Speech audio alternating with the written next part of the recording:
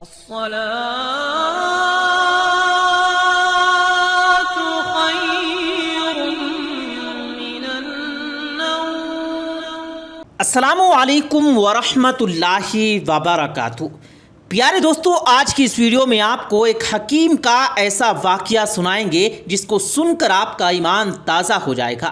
پیارے دوستو، اس ویڈیو کو اسکپ کیے بنا آخر تک ضرور دیکھیے گا۔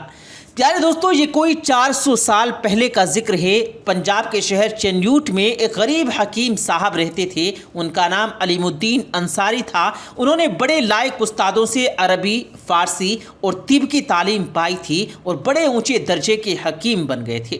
اللہ کی قدرت، حکیم صاحب کی بدقسمتی کہ ان کے پاس بہت مریض علاج کے لیے آتے تھے، حالانکہ وہ شہر کے دوسرے سب حکیموں سے بہتر تھے۔ دوسرے حکیموں کے پاس مریضوں کا تانتا لگا رہتا، لیکن حکیم علیم الدین کے پاس کوئی اکا دکا مریض ہی آتا تھا۔ اس کا نتیجہ یہ ہوا کہ حکیم صاحب بہت غریب ہو گئے، اتنے غریب کہ کئی دن تک ان کے گھر میں چولہا نہیں جلتا۔ حکیم صاحب کو گھر والوں سمیت فاقے کرنے پڑتے تھے۔ حکیم صاحب تو صبر کر لیتے تھے، لیکن ان کی بیوی کو بہت غصہ آتا تھا اور وہ ان کو ہر وقت جلی کٹی سناتی رہتی تھی۔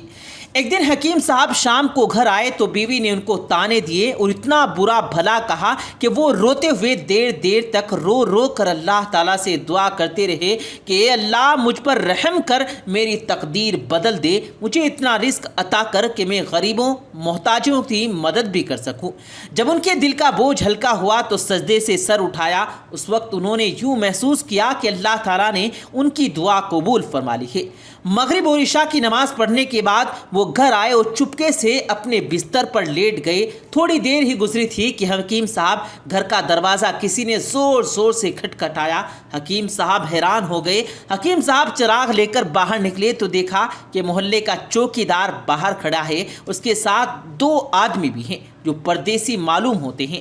ان دونوں آدمیوں نے حکیم صاحب کو باری باری سلام کیا۔ حکیم صاحب نے سلام کا جواب دیا اور پھر فارسی زبان میں کہا کہ حکیم صاحب، ہم ایک تجارتی قافلے کے آدمی ہیں۔ ہمارا قافلہ کابل سے آگرہ ہندوستان جا رہا ہے۔ ہمارے قافلے میں آپ کے شہر کے قریب رات بھر کے لیے پڑاؤ ڈالا ہے۔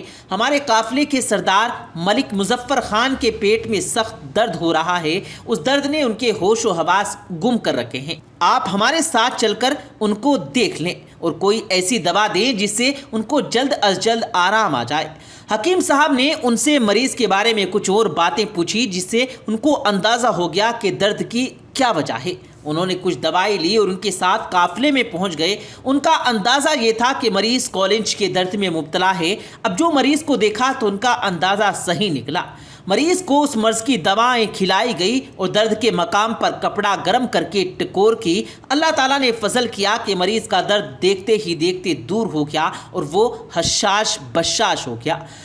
حکیم صاحب ملک مظفر خان سے رخصت ہو کر ادھر جانے لگے تو اس نے ان کو 10 دینار دیے۔ دینار سونے کا سکہ ہوتا ہے دوستو، جس کی قیمت آج کل کے زمانے میں کئی ہزار روپے بنتی ہے۔ دینار دیتے وقت ملک مظفر خان نے یہ بھی کہا کہ کل صبح پھر تشریف لائیے اور مجھے دیکھ لیجیے گا۔ حکیم صاحب بہت اچھا کہہ کر گھر واپس آ گئے۔ وہ 10 دینار بیوی کے ہاتھ پر رکھ دیے اور تمام قصہ اس کو سنا دیا۔ بیوی نے 10 دینار کبھی خواب میں بھی نہیں دیکھے تھے۔ یہ پاگل خوش ہو گئی اور بار بار اللہ کا شکر ادا کرنے لگی۔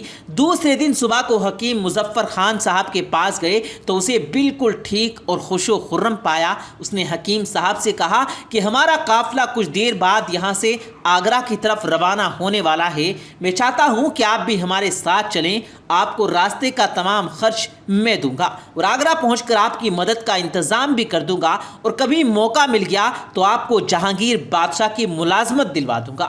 مطلب وہ مقام ہوتا ہے دوستو جہاں بیٹھ کر طبیب ڈاکٹر لوگ مریضوں کو دیکھتا اور ان کا علاج کرتا ہے۔ حکیم صاحب نے ملک مظفر خان کا شکریہ ادا کیا اور کہا کہ میں آپ کے ساتھ جانے کے لیے تیار ہوں، بس اتنی اجازت دیجیے کہ میں گھر والوں کو اطلاع دے آؤں۔ ملک مظفر خان نے کہا کہ ٹھیک ہے، آپ یہ 20 دینار لیں اور اپنی بیوی بچوں کو دے کر میرے پاس واپس آ جائیں۔ حکیم صاحب نے گھر جا کر بیوی کو 20 دینار تھمائے اور اسے بتایا کہ میں قافلے کے ساتھ قسمت آزمانے کے لیے آگرہ جا رہا ہوں۔ واپس ملک مظفر خان کے پاس آ گئے اور قافلے میں شامل ہو گئے۔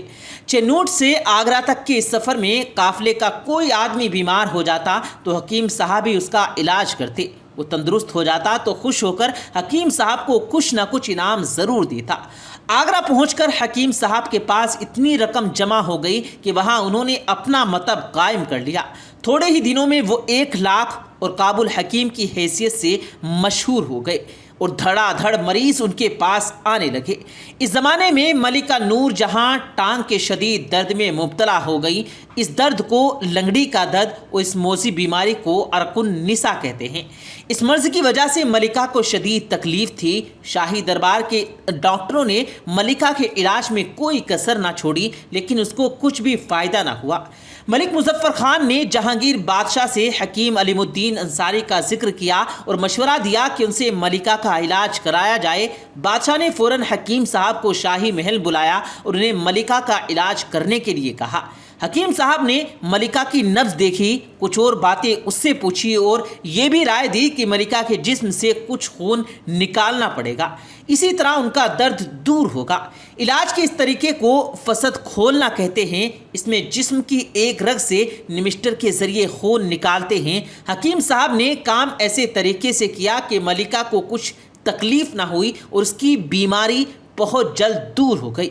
ملکہ کے ٹھیک ہونے کا نتیجہ یہ ہوا کہ حکیم صاحب کی قسمت کا ستارہ چمک اٹھا۔ بادشاہ نے انہیں قیمتی خط دے کر شاہی ڈاکٹر مقرر کر دیا۔ ادھر ملکہ نے حکیم صاحب کو 1 لاکھ روپے کا خط عطا کیا۔ غلط اس مشاق کو کہتے ہیں جو بادشاہ یا اس کے امیروں کی طرف سے کسی شخص کی خدمت کے صلے میں اس کی عزت بڑھانے کے لیے دی جاتی ہے۔ خلط کا علاوہ ملکہ نے حکیم صاحب کو 7 لاکھ روپے نقد ادا کیے اور اپنا زیور بھی اتار کر حکیم صاحب کو دے دیا۔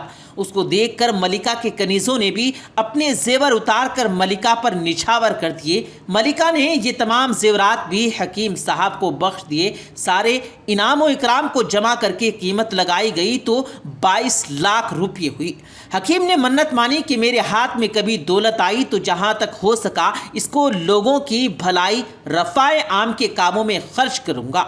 اپنی قسمت کا ستارہ چمکنے کے بعد انہوں نے یہ منت اس طرح پوری کی کہ باقی عمر میں رفع عام کے بے شمار کام کیے۔ مثلاً چنوٹ کے چاروں طرف اینٹوں کی فصیل بنوائی۔ چنوٹ اور لاہور میں بہت سی مسجدیں، 12 دریاں، بازار، دکانیں، سرائے بنوائے۔ ان کے علاوہ کتنے ہی باغ، شفا خانے، مدرسے، کنویں، تالاب اور حمام بنوائے اور پاکستان کے پنجاب کے مشہور شہر وزیر آباد کو آباد کیا۔ انہوں نے جو عمارت وغیرہ اپنی یادگار چھوڑی ان میں سے اکثر برباد ہو چکی تھی، لیکن کچھ ابھی تک باقی ہیں۔ انہی میں لاہور کی مسجد وزیر خان ان کی سب سے شاندار یادگار ہے۔ جہانگیر کے بعد شاہ جہاں نے تاج شاہی پہنا تو اس نے بھی حکیم صاحب کو 1 لاکھ روپے نقد انعام کے علاوہ قیمتی خنجر، 1 گھوڑا، 1 اونٹ، 1 جھنڈا، 1 نقارہ ادا کیے اور فوج کا ایک بڑا عہدہ بھی دیا۔ 1632 عیسوی میں دولت آباد کے حاکم فتح خان نے خراج ادا کرنا بند کر دیا۔ شاہ جہاں نے حکیم صاحب کا فوجی عہدہ بڑھا دیا اور ان کو 10,000 سوار دے کر دولت آباد پر حملہ کرنے کے لیے بھیجا، لیکن فتح خان نے اطاعت قبول کر لی۔ اس لیے بادشاہ نے حکیم صاحب کو واپس بلا لیا اور ان کو نواب وزیر خان کا خطاب دے کر پاکستان کے لاہور کا گورنر مقرر کر دیا۔ اسی زمانے میں انہوں نے لاہور کی مسجد وزیر خان اور دوسری عمارتیں تعمیر کرائی۔ 7 سال کے بعد بادشاہ نے ان کو آگرہ کا گورنر مقرر کر دیا۔ ان کو آگرے میں حکومت کرتے تھوڑا ہی عرصہ گزرا تھا کہ گلنج کی بیماری سے اگست 1641 عیسوی میں وہ فوت ہو گئے۔ انہوں نے جو شاندار یادگاریں اپنے پیچھے چھوڑی وہ ان کا نام ہمیشہ زندہ رکھیں گی۔